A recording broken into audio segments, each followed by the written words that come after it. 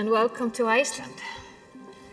It is with great pleasure that I welcome you here, our distinguished guests, to the third Wellbeing Economy Forum, organized by the Directorate of Health in Iceland, with Her Excellency Halla Tómasdóttir, President of Iceland, as the forum's patron. The Wellbeing Economy Forum is one of the tasks in the joint action of PreventNCD funded by the EU Health Programme. The forum is organized in collaboration with WIGO, the Wellbeing Economy Governments, the Prime Minister's Office and the Ministry of Health in Iceland, WHO, UNESCO, OECD, Club of Rome, Earth for All, the City of Reykjavík, the Icelandic Association for Local Governments, and FESTA, the Center for Sustainability. I would like to thank all our collaborators for their invaluable contribution. My name is Dóra, Guðmundsdóttir, and I'm serving as the forum's chair. This forum is a unique platform for politicians, policymakers, academia, experts, and practitioners from different sectors around the globe to exchange ideas and, on the challenges and opportunities that we are facing and how we can use the well-being economy approach. This year, we have had a close collaboration with the youth, and we do have a youth representative in every session. And that is to underline the importance of future generations when it comes to well-being economy. As the chair, and I'm just moving on because now we're going to the first session, and as the chair of the forum, I would also like to welcome each and one of you. Your presence and active participation are very much appreciated and important to this event's success. We are very fortunate to have exceptional lineup of speakers here in this first session and throughout the forum, and together we will dive into several engaging panel discussions. In this first session, from past to future, we will look back to where it all started, as well as to our current situation and to the future. So I'm gonna move here now to the panel, and just warm welcome to all of you. Here with me we have Stewart Wallis, Executive Chair and one of the founders of Wellbeing Economy Alliance. We have Ilona Kickbusch, a woman with many titles and known for many things, and one of them leading the work of the Ottawa Charter defining health promotion. Benedikt Árnason, Gary Gillespie, the Director of Scottish Government or Chief Economic Advisor. Benedikt Árnason is the Permanent Secretary of the Prime Minister's Office in Iceland, and Björk, Eyþórsdóttir, Project Lead at Transition Labs. Welcome to all of you. Thank you. Thank you. Thank you. So Stewart, I would like to start to ask you, you are one of the founders of Wellbeing Economy Alliance, and I remember hearing about your story, how you got involved with Wellbeing Economy and why you founded the Wellbeing Economy Alliance. Are you willing to share a short version of that story with us? Be very short, Dóra, thanks. Very short. Well, I'm a failed retiree, and I was thoroughly enjoying my retirement in 2016 when Brexit happened, Trump won happened, and populism and ultra-nationalism were on the rise everywhere. And I have long believed that a lot of our problems come back to the economic system we currently have, and that economic system change is critically needed, not just tweaks. And I've also been long really exercised by not so much the what, because I think a lot of us know the what's needed. It's how to make it happen. Mm-hmm. And it was in that spirit that just to say first, what's necessary to make a system change happen is creating major public pressure in all parts of the world, across sectors, across geographies, for a different system. It needs that public pressure and a public mobilization, and it needs new stories about who we are as humans and how we live together. And that's really a value shift. And it was in that spirit that four of us got together by the shores of Loch Fyne in Scotland to create a new organization to address some of those issues. And we all, the Wellbeing Economy Alliance, was born.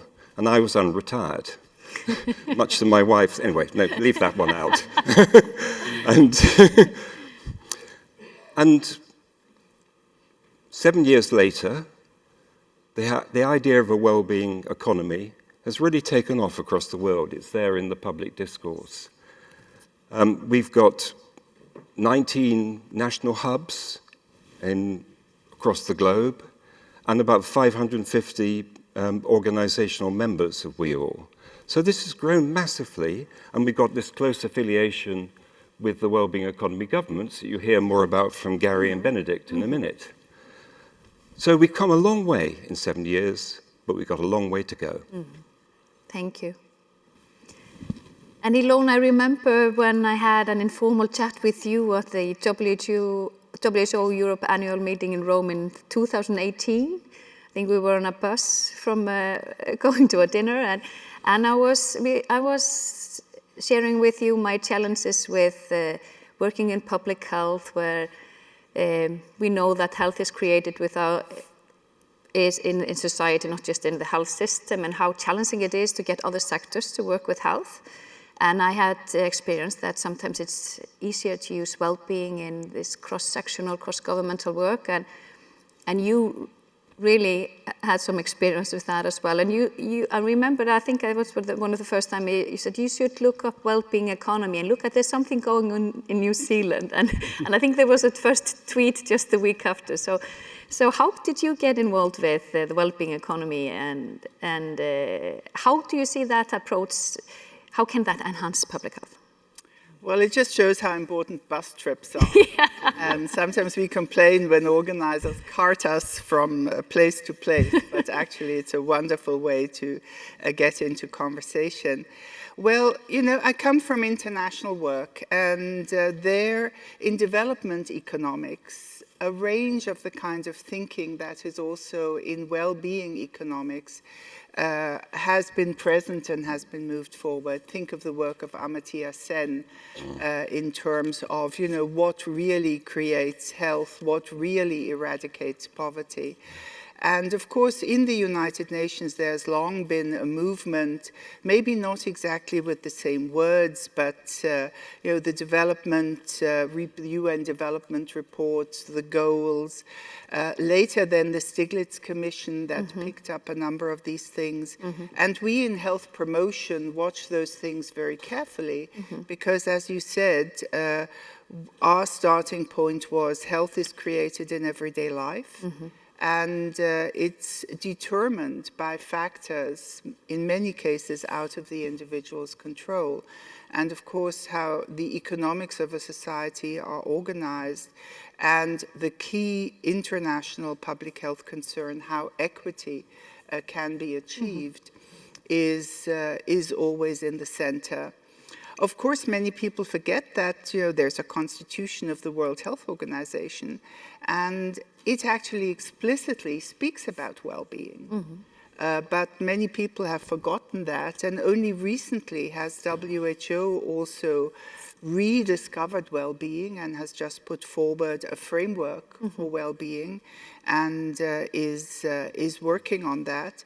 But it's exactly how you said, you know, I'm the person who helped push the Ottawa Charter. I started initiatives like Healthy Cities, health promoting schools, you know, everything health, health, health. But in that process, we learned that we were fighting against a medicalized concept of health. Because already the health term had been, you know, integrated by the medical system, if I can call it that. And, you know, what we call a health system is a sickness system. Exactly. And so that's when we, in a way, rediscovered the well-being term. And then starting from the determinants and social determinants of health, when the first well-being budget in New Zealand was put forward, that really was a rallying cry for us, and a possibility to actually also, in movements just as Healthy Cities, and they're represented here as well, to actually bring this idea to the local level to be moved forward. So a long story, always with new kind of facets to it, and the need to do health in all policies and change economic thinking. You said a vision. Yes, it needs, particularly in times of crises now, it needs a vision. Thank you. And let's now turn to you, Gary. You are the chief economist of the Scottish Government from Glasgow, are you? And we have had a conversation also with Adam Smith, and who said that all constitutions of government are valued only in the proportion as they tend to promote the happiness who live under them. This is their sole use and end, so putting well-being as the end goal is not something new. I think it was in 790 he said that. Has this inspired the Scottish Government in leading in the field of well-being economy, or what has? How did you get involved, and why is it important? Yeah, no, thank you very much, Dóra. And the Adam Smith quote is one of my favourite quotes, so thanks for sharing that. And it's a good quote for government because it's essentially saying government should be measured by the extent to which it improves the well-being of its citizens. Yeah. And it's very difficult for any government not to agree with that, but it's the how you get to that and the balance of the trade-offs. But what I like about Adam Smith in particular was he was obviously a moral philosopher at that time of enlightenment in Scotland, but we would describe him as a political economist today. So it's looking at how the economy interacts with society, people and planet, and that's the way I think we need to think much more now about how that is addressed. For me personally, I studied economics. I grew up in Glasgow in the 1980s. I seen the experience of industrial change, experienced poverty, seen unemployment, and I kind of was thinking, what is this system that can change people's lives so quickly? So that always kind of stuck with me. Committed to public value. I get the opportunity to work for government and actually work on economics, work on economic policy. But I suppose my route into this story is really about trying to change the economic narrative. So one of my roles is about economic strategy, trying to change the narrative from growth to thinking about inclusion, environment, nature, bringing those together. And we had an opportunity around 2015-16 with Lorenzo Fioramonte, Catherine Trebek, Stewart and others to kind of think about what would an alliance be around wellbeing economy? How would that change the framing of how we think? We had a First Minister who gave us the authority to explore that. And actually we had a meeting in Glasgow at Glasgow University in 2017 with a number of interested participants, including Stewart and others, and the concept of a kind of wellbeing economy. And for me, that was linking the social, environmental and nature kind of came together. And then we tried to bring together what was called the Wellbeing Economy Governments Coalition. And if you're interested, there's a great documentary about it, Purpose, that's there, that was shown last year. Yeah. We launched a very small network with Benedikt, Iceland and New Zealand in 2018. We now have Finland, Wales, and we have Canada participating as well. And we come together to share our experience, our policies, and what we are trying to do to change that. But just a lot of it is about narrative. There's a lot of it about kind of changing perceptions, and a lot of it about kind of, for economists, we've got to kind of think out of the box a little bit and change how we think. The economy is a means to an end, and that end has got to be improving outcomes, the well-being of citizens. So it's a great job, it's a great privilege, and it's a great area to work in. Great to have you. Thank you. Yeah. And thank you so much. And Benedikt, you were with Gary there at this OECD meeting where the WICO network was established. How did Iceland become one of the founding members of WICO, and how can we make the well-being economy approach sustainable through changes of governments? We've had several changes since you started. Yes.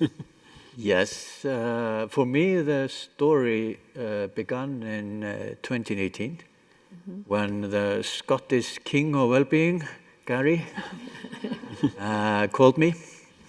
And the Scottish Government initiative to form a group of like-minded economies was just a perfect fit for the new Icelandic government. The new Icelandic government at the time was a three-party coalition, one party in the right part of the spectrum, one in the middle, one in the left.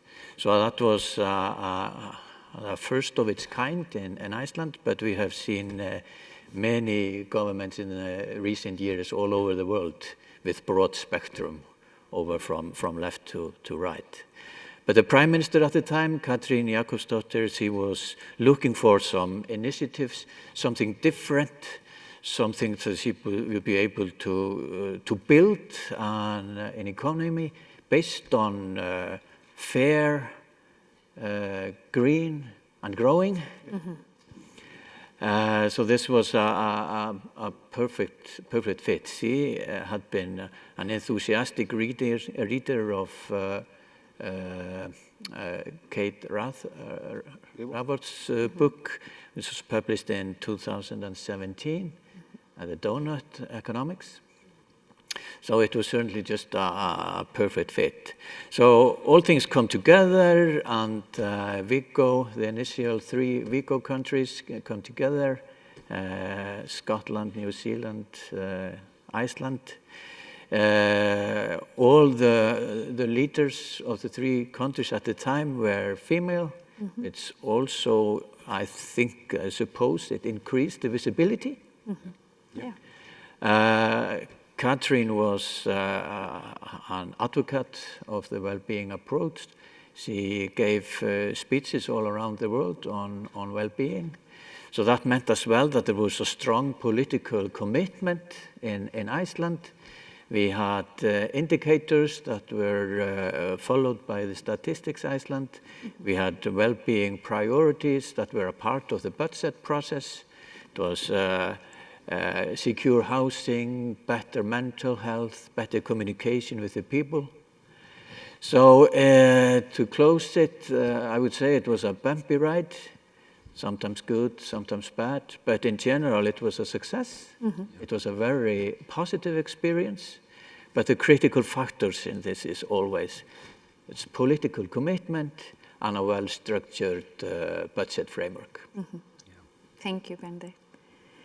And Karen, I first met you when you were working at the Prime Minister's office with the SDGs on the platform Sustainable Iceland. In your view, how can we use the well-being economy approach to ensure sustainable well-being for people on the planet? Yes, thank you, Dóra. And thank you so much for having me. It's an honor to share the stage with such brilliant people, and for all you for attending this much needed conference, I think. But yes, in my previous work life, I had the privilege of working with this well-being economy concept in the government. And I really hope that these kind of data gathering, so that we have measurable indicators for measuring how we are progressing towards a well-being economy. I really hope that the work that has been done already will be continued and will survive political changes, like you say. And I think it's just very essential that it becomes an integral part of how we measure progress in general in our nation. And it can become maybe an integral part of our fiscal policy and so on. So I trust you, Benedikt, to carry that message on to the government. But in my view, I think that economies are made up of systems, and systems are made up of people. And the biggest power that we have is over ourselves. And so I would start at least by saying that keeping myself grounded, or at least working towards keeping myself grounded and peaceful, which can be difficult at some times in a fast-paced society, is the best place, at least for me, to start. Because if my head is all over the place and I lack this introspection, then it's going to be very difficult for me to use the skills that are needed to push us forward towards the world that we want to see. You know, if we are all over the place, then we can't have critical thinking, we can't be creative, and we can't find solutions to complex global challenges.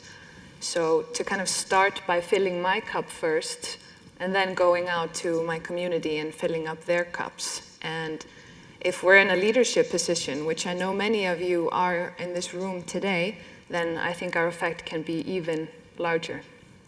Yeah, it's so important to realize that all those metrics, all those emphasis, I mean, all these systems are built by people, and so they can be changed by people.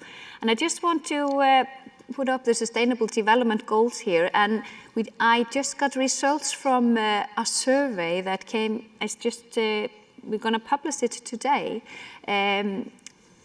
And it's about how important Iceland has been asked, what are the most important sustainable development goals? Which one do you want the government to focus most on in the society? And here is the results. And for you, it may be difficult to see. The blue one, or on the furthest to the left, is health and well-being. And actually, all generations, it's generation Z, Y, X, and the baby boomers, and they all say, except the baby boomers, that they think that peace and justice is a little bit more, but over 50% though say that health and well-being is the most important of the SDGs and most important for put forward in the society. So the importance of the health and well-being has been rising also in the last years. It hasn't always been like this. This is a little bit complicated. It's in Icelandic, but the blue line there is that's going from 2021 to 25 is the rise that from 40% saying that this is the most important to 52% that health and well-being is the most important. And then we're seeing that climate action in climate are declining, and that is of course of concern. But I think, as you say also, that it might have something to do with that the health and well-being is declining, and if we are not well, it's hard for us. So these big challenges, the globe is burning, and people are burning out. It's a little bit, but I put up this slide. The planet is burning, and people are burning out. And this is a quote, I think, from Árni Harrinsson, who said, "Burnt out people will keep burning up the planet." Yeah. They will probably not save the planet. So it's very important that we put health and well-being first, so that people will be fit to look after the planet. Because we know that the planet doesn't need us to survive. We need the planet to survive. So just, I'm not going to keep this. I'm going to put this one, health and well-being. WHO has put it, all the others also goals. By working on all the goals, they will support health and well-being. It's all related. So if we put well-being, at the heart, which we are doing here today, I think we will do better. But I just want to start with you now, go a little bit back for the just last words on this, your thoughts about this, and it's especially the youngest generation who has, and Karen is the representative of them here. So just your short comments on this, and how do we proceed in this with these challenges? Yeah, thank you. What a responsibility to speak on behalf of all young people. I know. But young people are also people, so we are all the same. I mean, I think the results that you just showed, Dóra, are a bit shocking, actually. And for me, working in climate and in climate action, it's a little sad to see that only 4 years ago, was it 50% of people said that climate action is the most pressing SDG that we need to work on, and now it's plummeted down to 25%. And I understand that, and I see this happening in society. I mean, we see the rise of climate deniers saying that we are not burning up the planet because of human doing, it's just something natural, and this is unfortunately growing and growing, and people are kind of losing interest. And there are rising geopolitical tensions that maybe draw our attention away from this. But I think it is, like you say, it is deeply intertwined. And I think that while I celebrate that health and well-being was there at the top, saying people have voted this as the most pressing SDG, it is so connected, and it's very important to put that oxygen mask on ourselves first, so that we have the stamina and we have the resilience to take action, to do what is needed to cool down the planet. But at the same time, a stable climate creates the conditions for health and well-being. Exactly. So if we don't have stability in the seasons, in rainfall, in the ocean, and in the only systems that we know that we've built, then health and well-being will be a challenge. So I think these go very much hand in hand, and I hope that we can lift climate action again up higher. Thank you. And Benedikt? Yes, these are certainly shocking results, and the world is certainly not becoming a better place. But I think I would use the opportunity to, because you ask about the future, what we can do, to mention here 4 challenges that, in fact, this group is facing. I was heavily involved in the well-being economy approach for 4 years, but for the last 3 years in my new position, I haven't been involved on a daily basis. But what I see here for this group are maybe 4 the major challenges. Is first the visibility. I don't see from the outside that there is a growing popularity of the idea of well-being approach, well-being framework, or at least it's growing at a very slow pace. Very slow pace. It takes a long time. It's a good story, and the narrative is very good, but that's not enough. It has to be a part of the political agenda to be prioritized. Second challenge is the statistics, the indicators. There are so many; they're not standardized. It's not comparable between countries. The data is sometimes several years old. Does it seem to be interesting from a political perspective? We have 2 degrees target for climate change. We don't have 90% happiness target for Maybe us. we need to find some targets for the well-being. The third challenge is the budget framework. That's absolutely essential. In most countries, there are ministerial committees for public finances and budget allocation. The most crucial committees. It's not enough that there are just fancy words on well-being as an objective if it's not an integral part of the process. And the fourth challenge is the political backing, which is absolutely essential. If you don't have the strong political vision to guide, it's never going to be high on the political arena. Thank you. And Gary? Yeah, no, thank you very much. And I wasn't really surprised with the results, because I think given the crisis and the kind of geopolitical uncertainty and everything, health and well-being is central. And I think, as you said, it's all interlinked anyway. Climate, nature, economic resilience, how you're feeling, it all kind of feeds through. I think I was at the OECD conference in November, and one of the speakers said essentially, money is the currency of the economy and time is the currency of well-being. And actually, and there's something about that, I think, that kind of sticks. So what you measure matters, what you value matters, and it's trying to get that into perspective. I think just a couple of things from me. So it's definitely, Stewart said, it's a system perspective we need to take. Within government, our First Minister says there's no one department that can solve the problems that we face. So there's a kind of a requirement to join up within government, which is absolutely central. At this conference last year, I heard the phrase, I think, looking for positive tipping points. So if you think about systems or policies that have more than one outcome, because I think there's something about, we're all really good at measuring, everybody knows, but actually we need to go beyond the measurement now. We need to get the policies, show that you can actually have a positive impact, that you can address the situations, because there's a default to get back, there's a pull back to what was done before. So there's a kind of a growth narrative is back, a kind of a move away from climate perhaps. So you've got to kind of challenge that. And to challenge that, you've got to do it through kind of positive assertion, narrative, and kind of bottom up enabling people, but I'll stop there. Yes. Thank you. Ilona. Well, first of all, there are some discrepancies. SDG 3, health and well-being, is the development goal that has done most badly.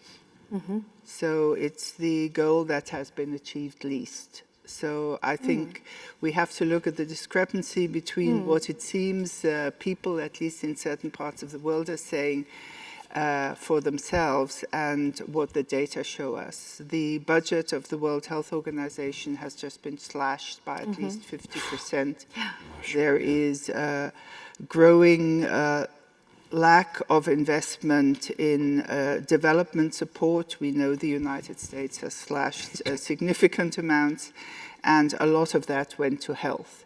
So point one, we see this general lack of investment in health. And here I don't only mean health systems, I explicitly mean health, and of course all the other things around it in terms of the determinants. So that is one thing to keep in mind. The second thing to keep in mind, 2020 brought us a pandemic. And nobody here has mentioned that. We seem to like forgetting the pandemic.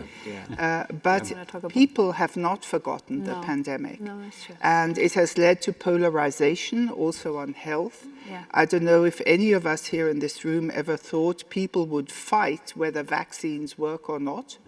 And this led to, you know, a totally new polarization in society. At the same time, it brought to the fore how critical mental health is.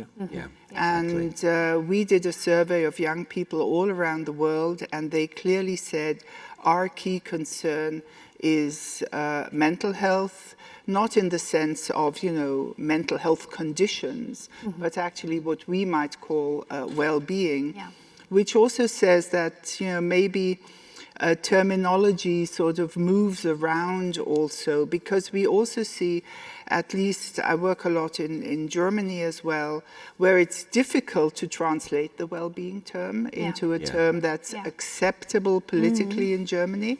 And the opposition says, what's this well-being stuff in a time of crises? You know, who pays people to do well-being when the welfare state is crumbling? And therefore, I think your point about narrative is absolutely critical. How do we bring across what we really mean by this, and what part of health we mean, and how we want to address that? You know, we have this situation with mental health and young people, and we have healthcare systems what we call welfare states, where a young person has to wait 6 months to be able to speak to a mental health professional. And, you know, this is what people know, this is what people experience, and that has then something to do with credibility and with trust. And so I think changing our narrative, but also being very clear, you spoke about vision. I think there's two camps. There is a camp in crises that says, you know, let's deal with crises, one thing after the other. And there's a camp that says vision. And that's where I'd like to turn to you. Okay. Great. Thank you. Last minute for vision. Okay. Because I think the theme that's absolutely coming out is we're not going to solve our climate crisis and ecological crisis unless we solve the human crisis. And the human crisis I see is that so many people feel left behind by the economic system we're in. They don't feel valued and valuable. And I think that's at the heart of so much of rise of populism, so many of the problems. And a well-being economy, paradoxically, is a solution because it focuses on people, it focuses on their needs before their wants, and it focuses on predistributing resources rather than the more difficult thing of redistributing resources. And all those approaches are absolutely critical. So we've got to turn the narrative and say a well-being economy actually will address this question of so many people feeling left out of the system. And that's the fundamental thing if we're going to do it. And the good news, quickly, is we changed our economic system twice in democracies in the 20th century, to Keynesianism mid-century and to neoliberalism late century. So we've done it twice, we can do it again. Yes. And I firmly believe that changing to a well-being economy, or equivalent, because there's many equivalents, is not just the answer to achieving the SDGs, but it's the answer to stopping collapse in the world. So this is the critical task. We're partway there. We've got to finish the task, and we can do it. I'm absolutely convinced. Thank you. Thank you so much for bringing hope back to this, and thank you all for giving just such a good inspiration for those 2 days ahead of us. Thank you so much.